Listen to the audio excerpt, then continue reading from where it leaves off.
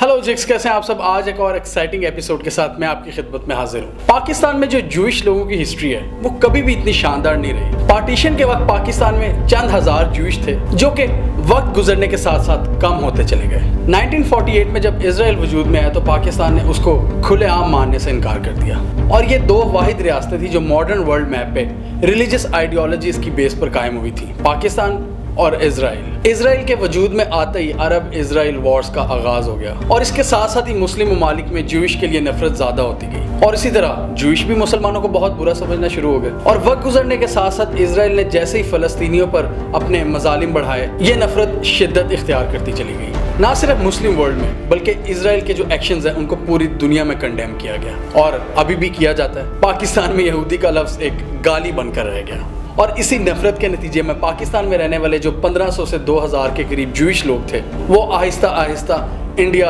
Israel और Canada migrate कर गए और जो कुछ 50-100 जूइश अफराद रह गए वो अभी भी कराची में आबाद हैं और वो अपनी आइडेंटिटी ओपनली एक्सपोज नहीं करते। और ये हुकूमतों का फर्ज होता है कि किसी भी मुल्क में बसने वाले रिलीजियस माइनॉरिटीज़ को तहफ़्फ़ुज़ फराहम करें और उनको अपनी रिलीजियस एक्टिविटीज़ परफॉर्म करने की खुली इजाज़त दें। जनरल ज़िया के दौर से लेकर 2017 तक एक भी पाकिस्तानी शहरी को जूइश का स्टेटस नहीं मिल सका, लेकिन अब तकरीबन 40 साल बाद किसी पाकिस्तानी को जूइश सिटीजन का स्टेटस मिला है। 29 साल के नौजवान फिशल बिन खालिद ने फाइनली अपनी कोशिशों से जूइश का स्टेटस हासिल कर लिया। फिशल के वालिद तो मुसलमान थे लेकिन उन्होंने एक जूइश खातून से शादी की और उस वक्त उनकी जो रिलीजियस आइडेंटिटी थी वो आईडी कार्ड पर मुस्लिम दर्ज की गई। लेकिन 3 साल की कोशिशों के बाद फिशल फाइनली जूइश आइडेंटिटी लेने में कामयाब हुए और इसकी वजह यह है कि फिशल अपने आप को एक प्रैक्टिसिंग जूइश मानते हैं और फाइनली पाकिस्तान ने भी उनको उनकी मर्जी के मुताबिक रिलीजियस आइडेंटिटी प्रोवाइड की।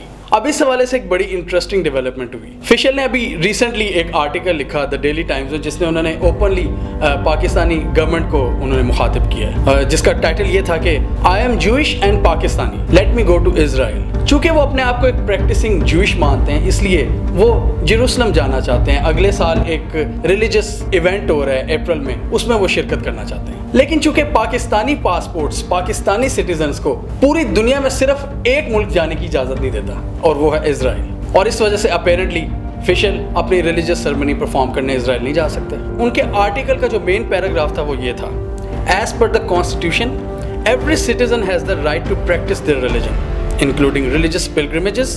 How can the state be justified in prohibiting not only Jews but Pakistani Christians, Messianic Jews and even Muslims from traveling to Jerusalem?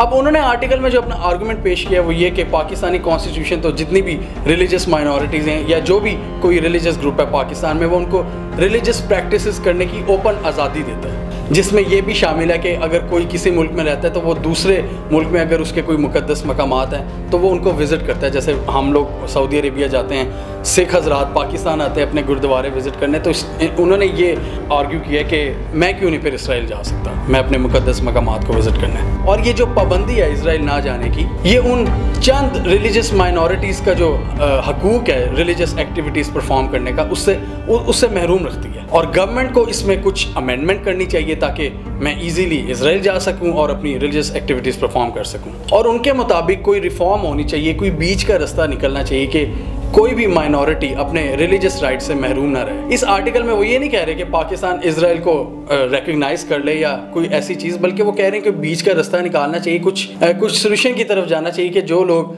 मुकद्दस मकामात देखना चाहते हैं इजराइल जाके पाकिस्तान से, उनको कोई इजाज़त होनी चाहिए, कोई स्पेशल इजाज़त या कोई इस तरह की चीज़। अब ये ज़रूरी नहीं है कि मैं फिशल के इस आर्गूमेंट से पूरी तरह से एग्री करता हूँ, but still I am hopeful कि पाकिस्तान में भी एक डिफरेंट पर्सपेक्टिव देखने को मिला है। और एंड पर मैं बस यही कहना चाहूँगा कि एज अ पाकिस्तानी हमें अपने टॉलरेंस लेवल को बढ़ाना चाहिए। अगर कोई नई बात करता है या कोई डिफरेंट आइडिया पेश करता है तो उस पर सोचना चाहिए, उस पर बहस करनी चाहिए, ना कि उस पर अटैक कर देना चाहिए। पाकिस्तान में एक्सेप्टेंस का कल्चर अडॉप्ट करने की इस वक्त शदीद ज़रूरत है। बड़ी बड़ी ये जो टेक कंपनीज है ना, गूगल, फेसबुक वगैरह, जिनकी टेक्नोलॉजी, जिनकी बनाई हुई चीज़ें हम बड़े मज़े से यूज़ करते हैं, अगर आप उनके अंदर का स्ट्रक्चर देखें तो वो आजकल 2018 में एक्सेप्टेंस और डाइवर्सिटी पर जोर दे रहे हैं, क्योंकि जितनी ज़्यादा डाइवर्सिटी होती है उतनी ज़्यादा आपके पास आइडियाज़ होते हैं और डिफरेंट लोगों से इंगेजमेंट करने में आपको आसानी रहती है। अमेरिका कैसे सुपर पावर बना, उन्होंने हर इंसान को यह हक दिया कि वो अपनी आज़ादी राय का इजहार कर सके। जर्मनी, ब्रिटेन, फ्रांस, इन सब लोगों ने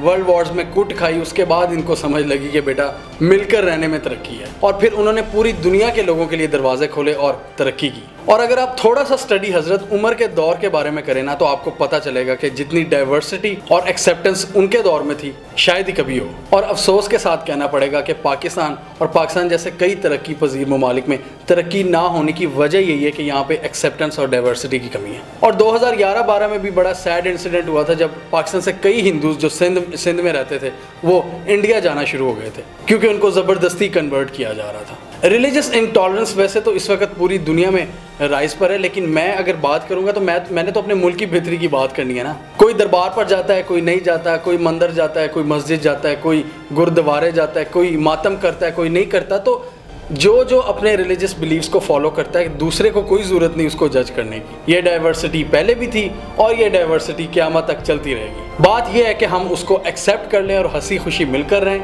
या एक दूसरे को मारते रहें, मर्जी आपकी है। और हम तो कभी कभार अपने मुसलमान भाइयों को भी नहीं बख्शते, उन पर भी अजीब व गरीब किस्म के फतवे लगा देते हैं। लेकिन आई एम ऑप्टिमिस्टिक के हालात बेहतरी की तरफ जा रहे हैं और पाकिस्तान में भी डाइवर्सिटी का कल्चर फ़रोग पा रहा है। और हम लोग क्यों भाग भाग कर अमेरिका, कनाडा, यूरोप जाते हैं? क्योंकि हमें पता है कि वहाँ पे एक्सेप्टेंस का एक कल्चर है जिसकी वजह से पैसे कमाना भी आसान हो जाता है। तो क्यों ना हम वही कल्चर अपने मुल्क में पैदा करें। अपने मुल्क में तो हमें दूसरे का एक वजूद नहीं बर्दाश्त होता और दिल हमारा करता है कि हम बाहर जाके पैसे कमाएं। तो क्यों ना भाई अपने मुल्क को जन्नत बना लो यार। एक इंसान जब तक अपना मजहबी अकीदा या किसी भी किस्म का अकीदा फॉलो कर रहा है और वो आप पर वो थोपता नहीं है या कोई तकरीब कारी नहीं करता, वो आपके लिए सरदर्द नहीं होना चाहिए। और इसके लिए कलेक्टिवली हम सबको अपनी सोच को बदलना पड़ेगा और मैं इस बारे में शदीद पुरुमीद हूँ कि हम लोगों की सोच बदल रही है। तो कमेंट सेक्शन में आप अपने ख्यालात का इजहार कीजिए, लेकिन प्लीज़ रिस्पेक्ट के साथ। हमें अपना फीडबैक दीजिए और इसके साथ ही हमारा यूट्यूब चैनल सब्सक्राइब कर लें और साथ ही वो बेल आइकॉन भी दबा लें ताकि दुनिया भर से और पाकिस्तान से वो स्टोरीज़ जिनकी मेन स्ट्रीम मीडिया पर कवरेज नहीं होती हमारे प्लेटफॉर्म के थ्रू आप तक टाइम पर पहुँच जाए।